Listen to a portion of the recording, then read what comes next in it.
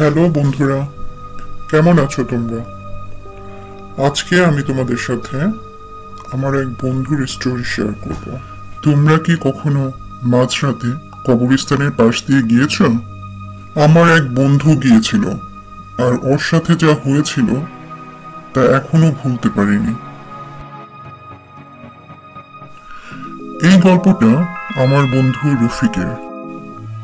না, ওর পরিবারের কেউ আর এখন নেই।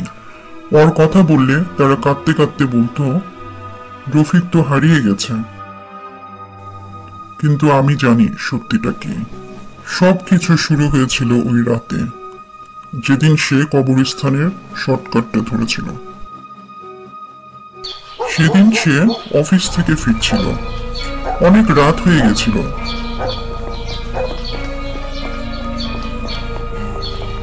বাইকটা হঠাৎ খারাপ হয়ে গেল, ফোন প্রায় বন্ধ হওয়ার পথে। তখন তার সামনে দুইটা রাস্তা ছিল। একটা যেটা মেইন রোড ছিল, যেটা দিয়ে যেতে আধ ঘন্টা লাগতো। আরেকটা ছিল কবরস্থানের পাশের ছোট্ট গলি, যেটা ধরে গেলে মাত্র 10 মিনিটে ওর বাসায় পৌঁছাতে পারবে। আমরা হলে ভাই ওই গলির দিকে তাকাতেও সাহস করতাম না। সবাই জানতো ওটা একটা ভৌতিক জায়গা ছিল। কিন্তু রফিক হেসে উড়িয়ে দিত, ভূত প্রেত কিছু নেই ভাই, এই টাইপের লোক ছিল ও। বোকা ছিল বুঝলে, আর তাই তো সে শর্টকাটটা নিল। আর তখনই শুরু হলো আসল খেলা। রফিক পরে আমাকে বলেছিল, যখন সে পথে ঢুকলো তখনই কিছু একটা বলতে গেল, সবকিছু থেমে গেল। কোনো শব্দ নেই, কোনো নড়াচড়া নেই, শুধু সে আর চারপাশে কবরগুলো। তারপর শোনা গেল ফিসফিসানি।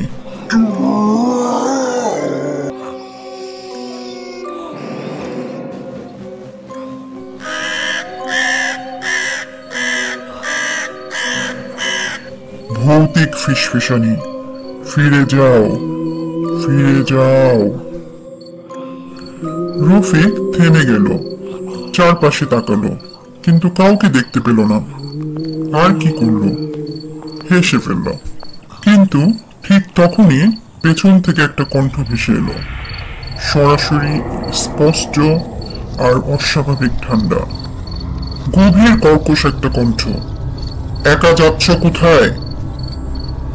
রফিক দেখল সেখানে একটা বৃদ্ধ দাঁড়িয়ে আছে, ছেঁড়া সাদা কাপড় পরা, চোখ দুটো গভীর অন্ধকারে ঢাকা, মুখে বিকৃত হাসি। রফিক মনে মনে বলল, এই লোকটা কোথা থেকে এলো? পায়ের আওয়াজ ছিল না, কোনো আগমন চিহ্ন ছিল না, সে হঠাৎ করেই হাজির হলো। আর তার শরীর কেমন যেন গলগল করছে, যেন বাস্তবের সঙ্গে তাল মেলাতে পারছে না। রফিক একটু ভয় পেল, কিন্তু মুখে সেটা দেখালো না। সে বলল, চাচা, আপনার কি কোনো সাহায্য লাগবে? বৃদ্ধ লোকটি হেসে ফেলল।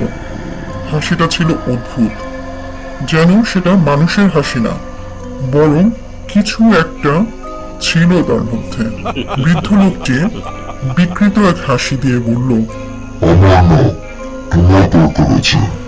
হঠাৎ মাটির নিচ থেকে চাপা গর্জন ভেসে আসলো।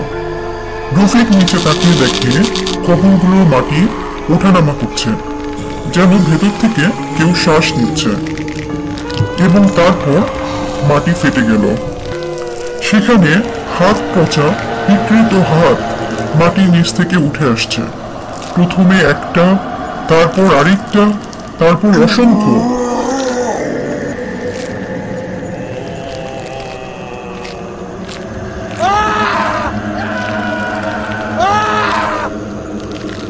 রফিক তখনই দৌড় দিতে চাইল, কিন্তু বৃদ্ধ লোকটা, সে কোথায় গেল? সে তো ছিল রফিকের সামনে, কিন্তু এখন সেখানে কেউ নেই, কিছুই নেই। আর তখনই সে অনুভব করলো তার পায়ের চারপাশে কিছু জড়িয়ে আসছে।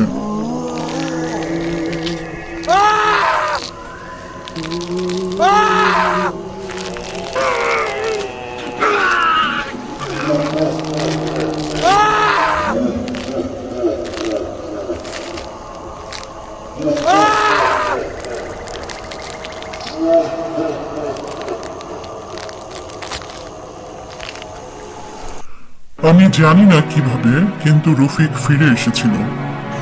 পরদিন সকালে আমরা ওকে রাস্তার ধারে অজ্ঞান অবস্থায় পাই। ওর কাপড় কাদায় মাখামাখি, চোখের নিচে গভীর কালি, গায়ে তাপমাত্রা বরফের মতো ঠান্ডা। কিন্তু সবচেয়ে অদ্ভুত ব্যাপার, ও কিছুই মনে করতে পারছিল না। শুধু বলল, হঠাৎ সব কেমন অন্ধকার হয়ে গিয়েছিল। আর তারপর সে এখানে এসে জ্ঞান ফিরে পেয়েছে। এই ঘটনার বেশ কয়েকদিন পর দুপুরবেলা কতজন পথচারী একটা জিনিস দেখতে পেল। রফিকের মোবাইল কবরস্থান গেটের সামনে পড়েছিল, কিন্তু সে কোথাও নেই।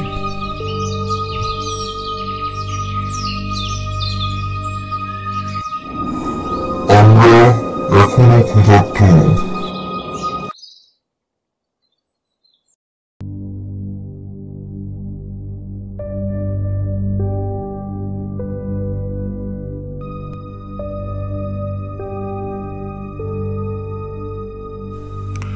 এটা বিশ্বাস করো আর না করো, তোমার ইচ্ছা।